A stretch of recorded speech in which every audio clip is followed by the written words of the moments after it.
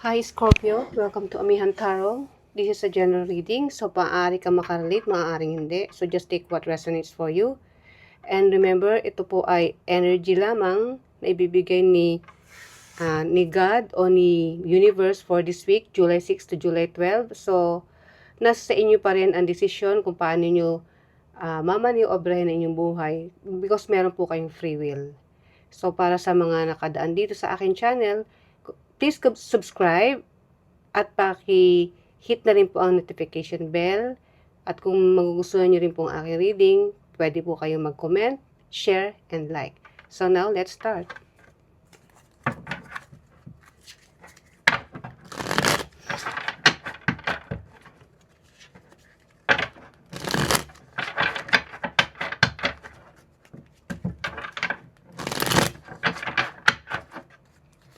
Your overall energy, challenge, hidden energy, past, present, future, outcome, at ang inyong advice. So, Scorpio, ang iyong overall energy for this week is Queen of Cups. So, buong puso kang nagbibigay o ipinaparamdam mo sa mga taong mahal mo sa buhay o mga taong nakapaligid sa iyo, ito man ay marriage, friendship, kamag-anak, kapatid, o mga co-workers na nakapaligid sa iyo. So, open ka. Ang emosyon mo is maganda. Gusto mo ng give and take. So, yan ang nakikita ko sa iyo. Very loving. Itong energy mo for this week. And then your challenge is Queen of Swords. May mga bagay ka na hirap kang pagdesisyonan. Let's say, sa trabaho, meron kang isang project na gagawin. Pero hindi mo matuloy-tuloy gawin dahil hindi mo alam kung anong desisyon o paano mo siya susolusyonan o paano mo gagawin. Pero itong taong to, itong character ni Queen of Swords is matalino. Hindi ko sinabing hindi ka matalino, pero at this moment, since itong challenge mo, medyo may conflict sa sarili mong pag-iisip. So, hindi ka makapag-isip ng tama. And then, your hidden energy, Ten of Pentacles. Material gain, material success. So, ito yung gusto mong ma-achieve. That's why ito yung hidden energy mo. And then, in your past is Temperance. So, ito yung nagtitimbang ka. O may hinihintay ka na kailangan mo ng patience. Patient.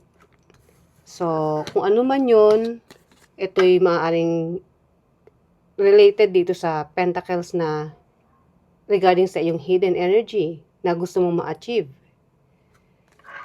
Pero kailangan mo ng pasensya, kaya siguro ito rin yung iyong hidden, challenge, nahihirapan ka para magdesisyon o gawin ng isang bagay na gustong-gusto mong umpisahan. And then your present moment is Ten of Cups, happiness, wish fulfillment. Ito yung nakikita kong gusto mo mangyari sa iyong present. Ang magkaroon ng masayang pamilya, masayang trabaho, masayang community. Hindi lang to sa sa material, kundi pati na rin sa emosyon. Dama yun, emosyon and then material gain. And then ang yung future is the Hangman. So, dito nagkakaroon ka ng self-reflection. Siguro may mga bagay kang ginawa noon na hindi mo tinuloy and then ngayon mo nare-realize na ay dapat pala ginawa ko yun. So, since hindi pa natin nakaklarify, later, ika-clarify natin kung ano man yun. And then, ang iyong outcome is Two of Swords. Two of Swords is hindi makapag-isip ng tama. Naguguluhan kung alin ba ang dapat unahin, kung ito bang side na to o ito dito. So, nandoon yung confusion. And then, ang iyong advice is Queen of Pentacles. Very, maraming kakayahang ibigay. Very nurturing. Maaaring ikaw ito. ikaw ay Scorpio pero itong Queen of Pentacles kasi is an earth energy. Pwedeng ang ka-deal mo rito o maybe ikaw ay ang partner mo is Queen of Pentacles or earth sign, Virgo, Taurus, or Capricorn. So, let's clarify.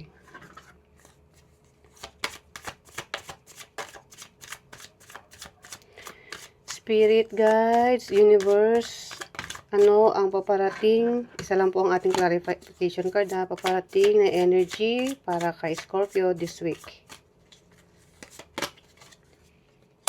Ten of Swords. Wow. Ten of Swords. Yes. Ang energy mo is very loving. And then, sa likod ng iyong very loving na energy, merong Ten of Swords. Which is, ito yung, sa nakikita ko rito, may mga bagay na nangyari o nangyayari na hindi mo control. Na nagkukos sa'yo ng pain. Pero kahit merong nangyayari at nagkukos sa'yo ng pain, hindi mo hinahayaang makita ng tao yon. Ang ipinapakita mo sa tao is ikaw yung matibay ang loob, okay lang, chill lang, everything is fine, pero behind that, ng iyong emosyon, is my pain. Pain sa isang relasyon, pwede. Pain dahil sa isang kaibigan na nagkaroon kayo ng argument o merong pagtatraidor na hindi. Actually, hindi ko nakikita ang pagtatraidor to eh. Pain na maaaring may kinalaman to sa isang trabaho o project na dati mong pinupurso pero since hindi natuloy, ando doon pa rin yung sakit na parang ang ano mo rito is isang failure. That's why ang hidden energy mo is, as ang challenge mo is, kahit na marami kang alam, marami kang gustong gawin, matalino kang tao, hindi mo magawa dahil meron ka pang trauma na naranasan. Kaya, ito yung energy mo ngayon. Very loving, but at the same time, may kirot sa dibdib. So now, let's clarify ang iyong challenge, Queen of Swords.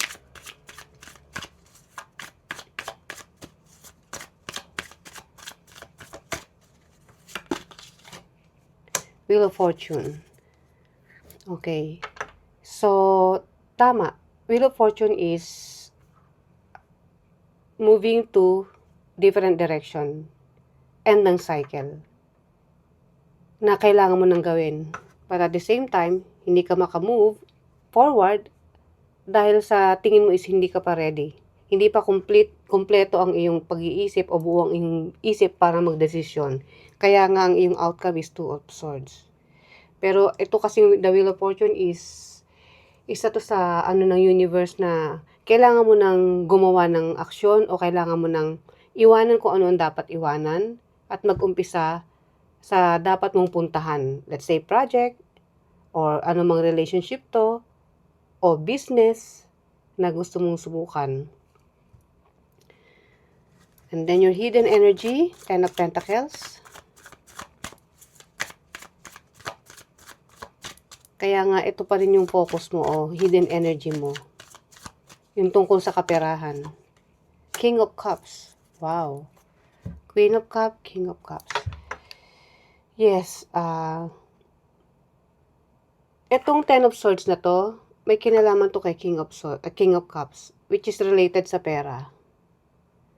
So, kung ikaw ay may partner, nagkaroon kayo, let's say nagkaroon kayo ng business, pero hindi nag-succeed o hindi naging successful. At yun ang naging daan, kaya nagkaroon kayo ng argument ng taong ito kung sino man si King of Cups na nagdulot sa'yo ng pain. Pwede ring business partner na pinagkakatiwalaan mo na malapit sa'yo. Pero nga, dahil nga hindi naging successful, nagkaroon dito ng, let's say, parang nalugi. Kasi, Ten of Pentacles to eh. Pero hidden energy. And then, yung ano mo ngayon, overall energy mo is Ten of Swords. So, may kinalaman to sa isang tao na akala mo mapagkakatiwalaan mo, but then, nagkaroon ng disagreement o hindi nag-boom yung inyong negosyo o isang project. That's why, kahit ito yung gusto mo ma-achieve, hindi mo ma-achieve sa ngayon. Okay. So, ano yung nangyari sa past? Temperance.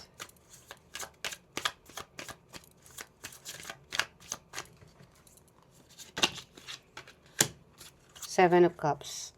Okay. Yung past mo, marami kang option, marami kang choices kung tutuusin. Kaya nga, marami ka rin, tinetest mo yung waters dito eh. Testing the water. So, sinusubukan mo kung saan ka fit, kung saang sector ka pwede. So, yun yung ginawa mo dati, pero nag-cause pa rin ng confusion. Dahil minsan kasi pag ang tao maraming pagpipilian, maraming hindi mo magawa. Imbis na may uumpisahan ka, iniisip mo na pag ito inumpisahan ko baka hindi pala mag-succeed. So why not ito na lang? Pero hindi kasi meron pa ako isang option. Hanggang sa huli ay parang nasayang lang kasi hindi ka na nakapagpili. At nagkaroon dito ng pause. Parang nagkaroon ng delay na kailangan mo mag-wait. And then, in the present moment, Ten of Cups. Ano ang Ten of Cups? Anong clarification dito, Universe? Eight of Pentacles. Okay. Kung dati, namimili ka, o Seven of Cups kasi is illusion din. Kung sa tingin mo yung mga plano mo ay isang illusion lang, ngayon, this moment, at the present moment, yung focus mo na isang magandang pamilya, happy family, hindi lang sa family, kundi yung surroundings mo, friends, trabaho, ando doon na yung focus mo. So, ngayon, this time, inaano mo na, okay, ngayon, magpo-focus na ako. Kung ano man yung dapat kong i-master, ima-master ko na yan. Pagtsatsagaan ko hanggang sa makuha ko kung ano man yung tagumpay na gusto kong abutin. So, maganda. So, meron kang pupuntahan na isang, let's say, trabaho o project o let's say, creative talents mo na gusto mo nang ipursu. At yun yung mamasterin mo para makamit mo tong si Ten of Cups na hinahangad mo. So, in the future, Hangman, hopefully, hindi ka pa rin Hangman in the future pag kinlarify na tong card. The Devil, ay, yun lang. The Devil and the Death card. Ayoko sana ng dalawang clarification card, pero since dalawa ang lumabas, so sige, ano yun na natin yan. Scorpio, kung may mga old habits ka na hindi nakakaganda sa karir mo o sa isang relasyon na kinabibilangan mo, wag mo nang gawin ulitin yun. At tanggalin mo na yun kasi hindi ka makaka-move forward ng maganda kung hindi ka magta-transformation. Ang transformation kasi is hindi naman laging maganda yan eh. Meron din mga pagsubok, kaya nga transformation. Kailangan mo nang iwanan yung dati na hindi na healthy sa iyo at sa mga taong kadil mo at mag-move forward ka na kasi that is a new beginning, ending na mag-new beginning para sa'yo. So, end cycle, kung ano man yan, so mag-umpisa ka uli sa panibagong chapter ng iyong buhay. Whether ito'y relationship, partnership, o isang business. So, now, Two of Swords. Ang iyong outcome. Six of Pentacles. Yes. Kahit na hirap kang mag-isip, kahit na naguguluhan ka,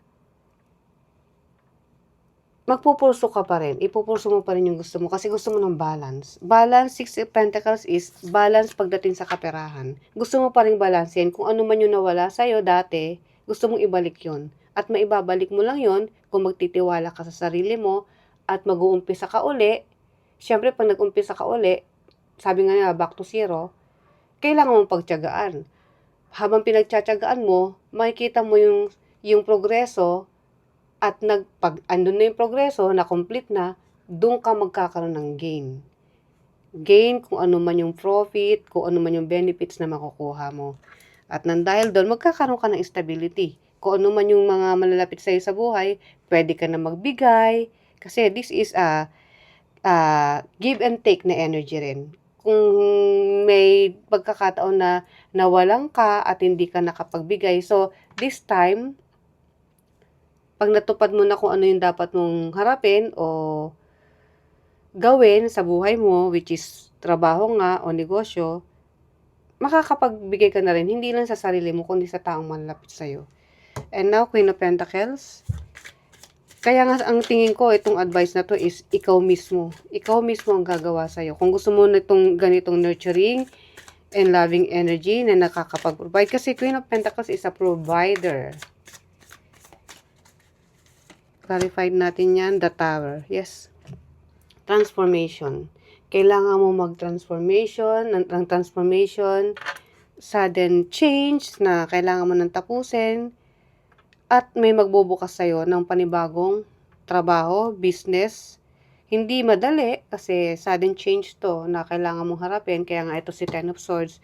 Pero maganda naman ang magiging outcome kasi ibibuild mo uli yung dating naumpisa mo noon na nag-failure, itatayo mo uli yan.